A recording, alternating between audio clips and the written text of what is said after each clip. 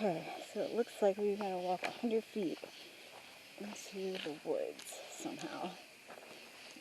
Giant boulders, probably not a good sign, but that's something I do want to talk about.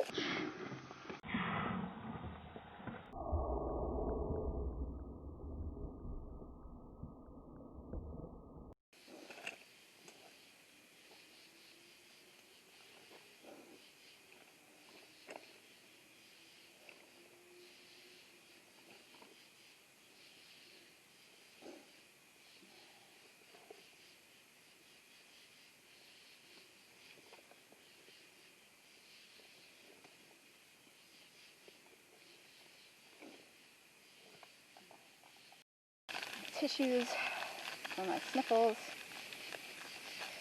and constant allergies. I'm allergic to the north. I'm randonauting for cryptids. And at the second point, first point was a bust. It was too close to the road. I am in a place I've never been before, a country road with a few houses. Park and walk about 100 feet into the forest down a hill. Just like 20 feet in, there's a dirt road that crosses, and a lot of boulders have been moved off the road to the side, so there's kind of like a man-made boulder field. Upstate New York, it's called the Taconic Valley, Taconic Ridge. So there's a lot of rocks, a lot of hills, old mountains, worn down, but mountains nonetheless. So that's where I am. I've got the EMF detector where I can see it, just in case, got some extra lights. But I do want to talk about something that I saw today that I think is very important. One of the things, I love the paranormal. I've always been into ghosts. Since 2012, just life has gotten really weird. Reality has gotten really weird. And I've become more open to things and that anything is possible. There's no rules. One thing I've never seen is a cryptid.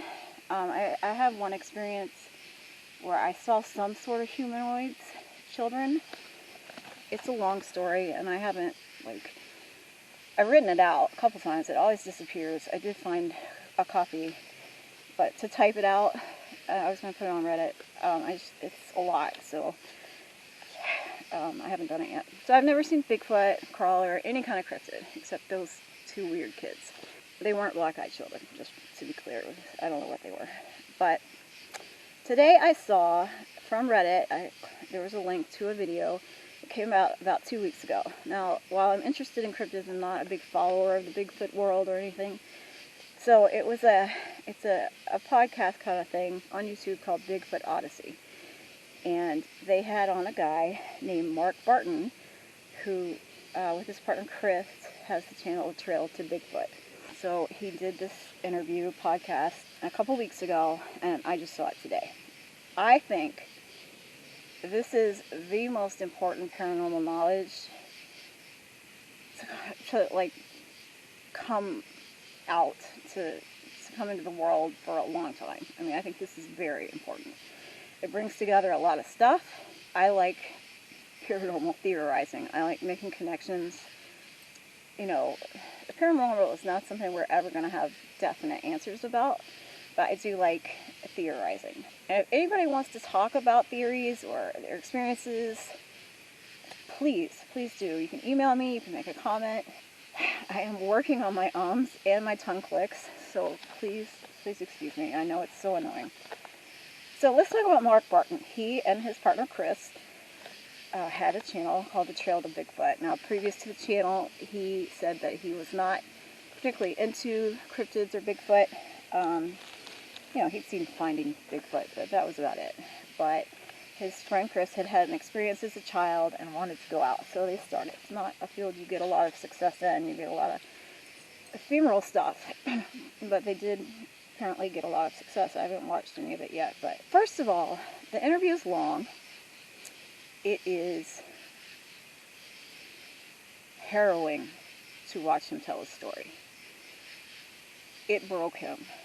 The fear is unbelievable. It's definitely traumatic for him. One thing I think that people have so much fear about is, as you go through life, you develop a worldview. And based on your experiences, maybe your family's religious beliefs, whatever. And you kind of develop an idea of what reality is and isn't.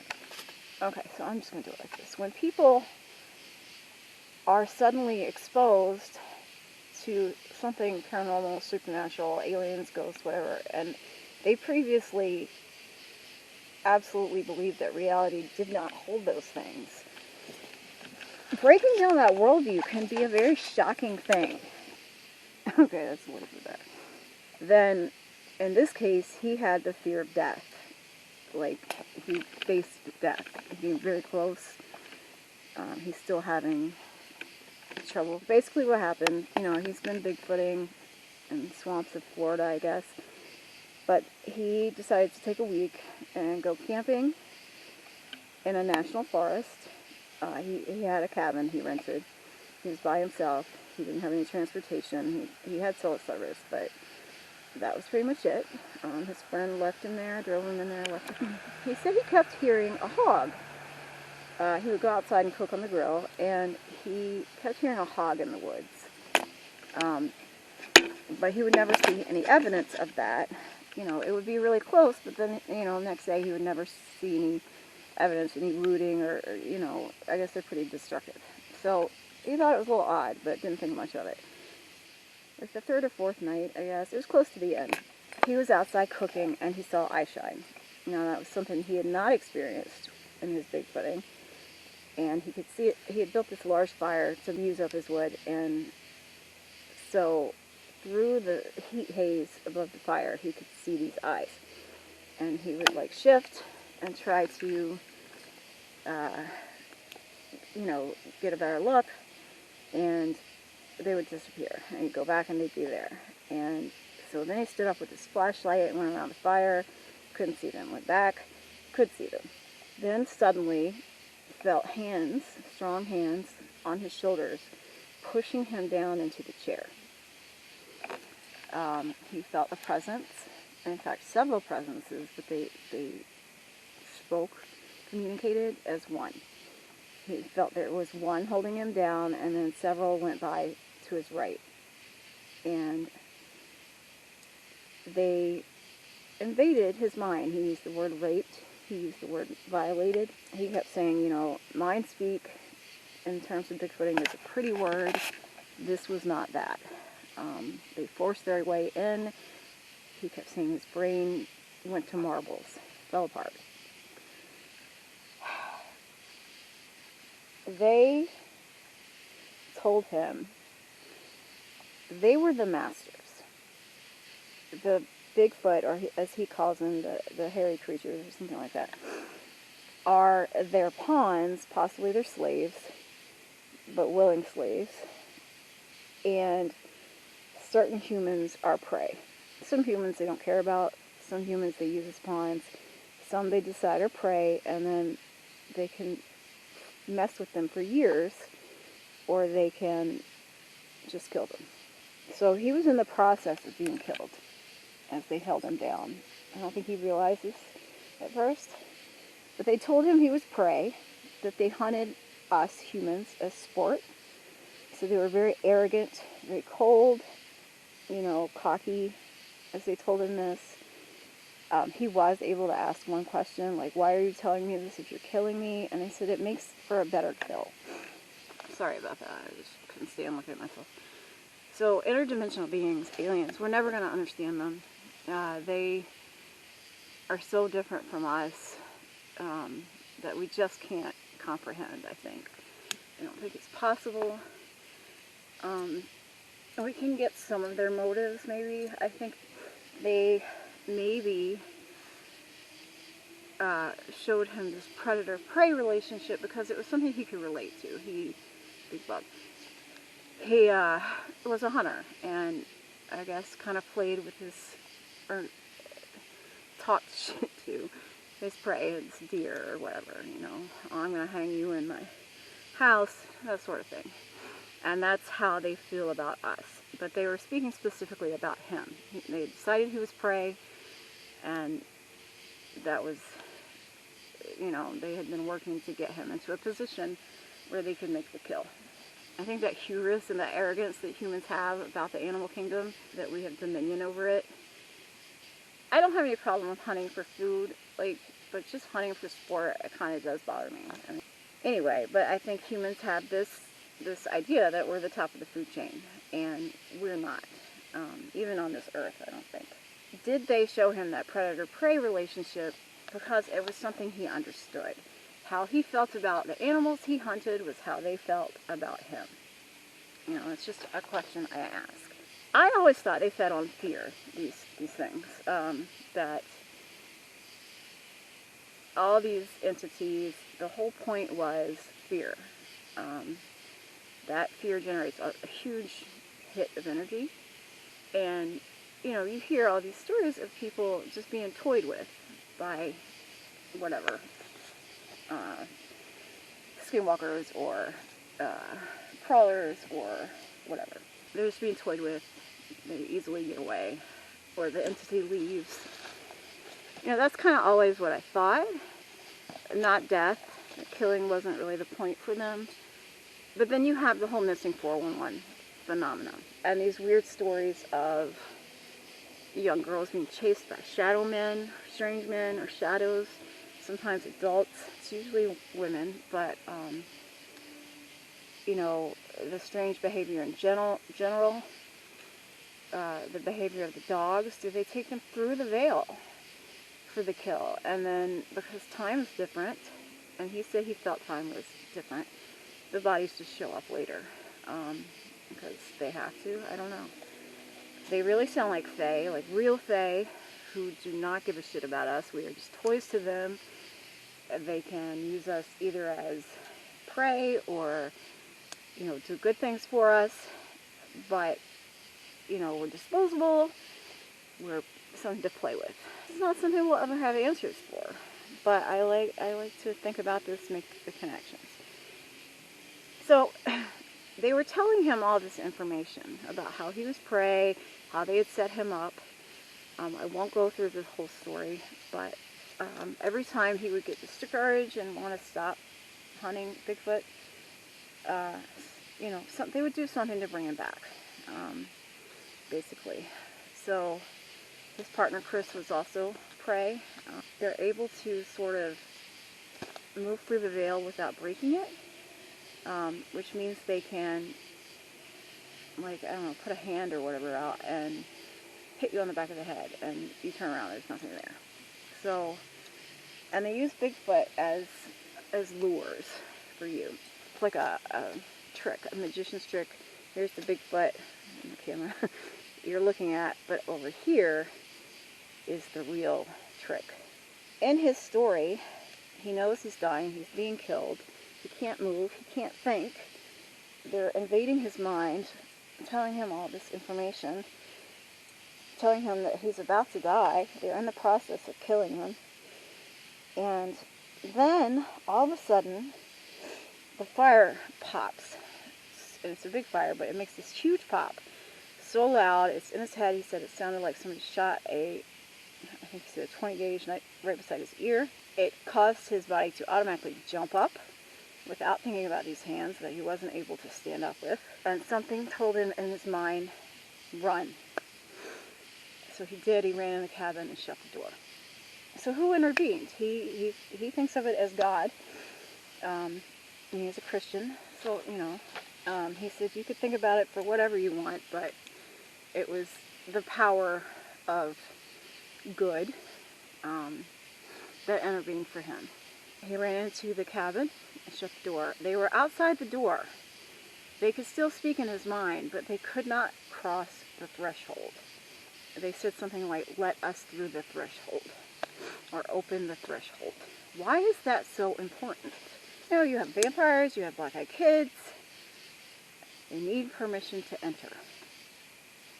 Are they all manifestations of the same predator entity? They did say that they had youngers that they trained sometimes, and you would interact with them. They wouldn't be as smooth. They said that the smell, the skunk urine smell, is actually a sign of something breaking the veil, cracking the veil. They don't do that, but their trainees do, apparently. So why is this homestead idea so important? How did that... He said that if he had been in a tent, it wouldn't have mattered. They would not have been able to cross that threshold. That God the Father, when he intervened, set up this threshold for him. But he doesn't know, like, if he goes back in the forest, will he still have that threshold? So he's not interested in going back. He experienced a great amount of trauma.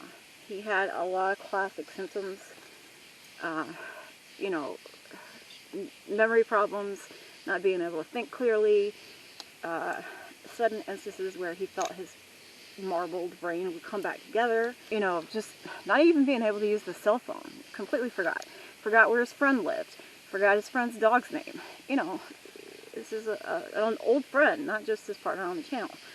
So, you know, it was a trauma. It was definitely trauma. But how much of that was what they took? And he said they took. He had never heard of the missing 411 phenomenon, which seems impossible these days, but he hadn't. So his partner, Chris, told him he should look into that. He had a lot of trouble watching these videos because he felt that he knew what was happening to those people. It was these, he called them masters, but these predator entities were taking these people. They didn't have the threshold, or they let them in, and you know, they slip through the veil. That's why they disappear when they go around a corner, and then their bodies come back in some weird spot that's been searched many times. And that makes sense to me. That's something I've wondered. You know, do the bodies, time moves differently on the other side? So does the body have to come back? If they can mess with your mind, I'm sure they can make you take off your shoes and your coats and run through the woods. And when he gets home, you know, first he's pretty traumatized, but then he realized he's also experiencing extreme fatigue, chest pain, like he's been chain smoking menthols, can't breathe. You know, he goes to the emergency room, gets checked out. You know, he works 5 days a week, and he's just not able to do that anymore.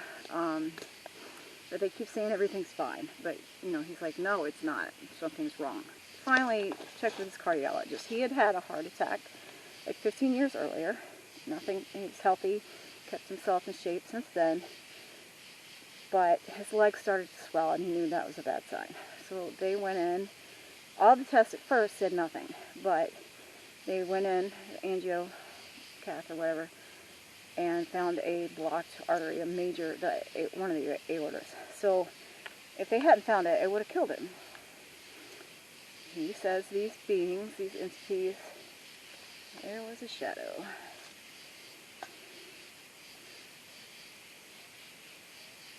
I hear somebody talking.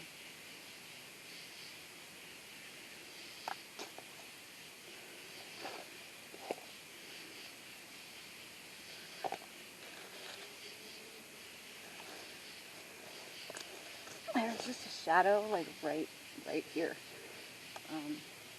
beside me as I looked. I didn't have the flashlight on, and when I looked over, it was black on the black. So one of the things he talked about was seeing these hooded entities. It's part of the Bigfoot phenomenon, apparently. And anytime he would take a break from being in the swamp, they would start showing up at his home and get him back out there. He feels that is what was holding him down, these shadows. I've never seen something like that. Like I said, I've never seen cryptids. So they had to put in a stent. The doctor could tell somehow that it had been going on pretty much since the time he had been in the woods. And they were lucky to have caught. All right, so here are some of the things that they told him. Now, they were communicating both in a male voice in his head and like just dropping knowledge, dropping concepts, full concepts into his head. We go through the veil seamlessly. The unlearned tear it. We feel the tear. We humans feel the tear, and it smells musty. In one of his videos, he was in the rear, and everyone else smelled the smell that he didn't. But they told him that he just went into panic mode. They told him that in that instance, a trainee, an unlearned, went through the veil, tore it, and nudged him. And that was to get his partner back to that area. I'm starting to hear footsteps.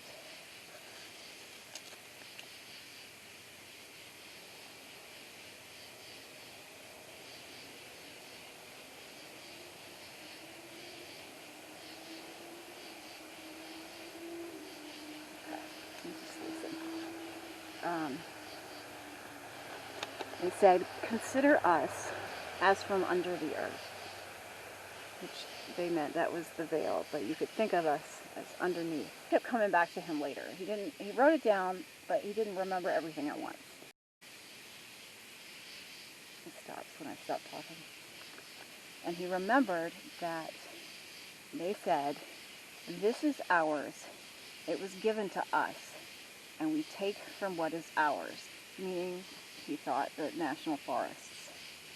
He did not feel they were demonic, just another type of being that hunted us and considered us prey.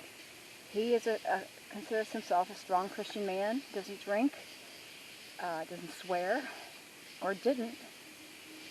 Now, he swears a lot in that video, completely outside of his character to be that way.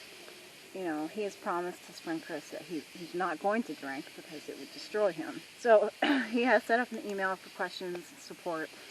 Like I said, the link is below. It's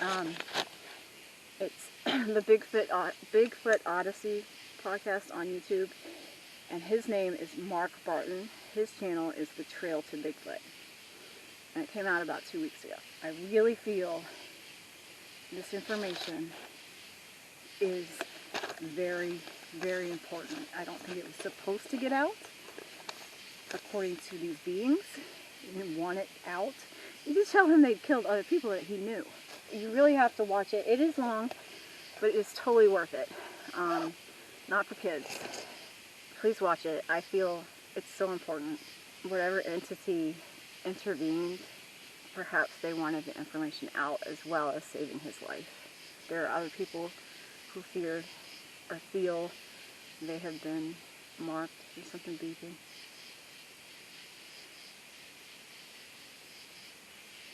He said he would try to help them in any way. There's something in the woods over there. Do you feel like I'm seeing shadows?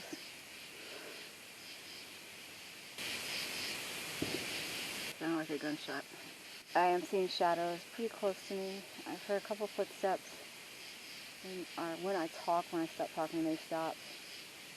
This camera doesn't have the best microphone, but... Alright, let's try the dowsing rods. Sending out love to whatever entities are around. Is there entity here that would like to communicate using these dowsing rods? Were you listening to what I was talking about?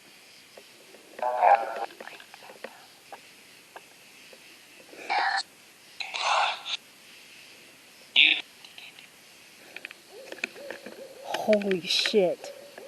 No fucking way.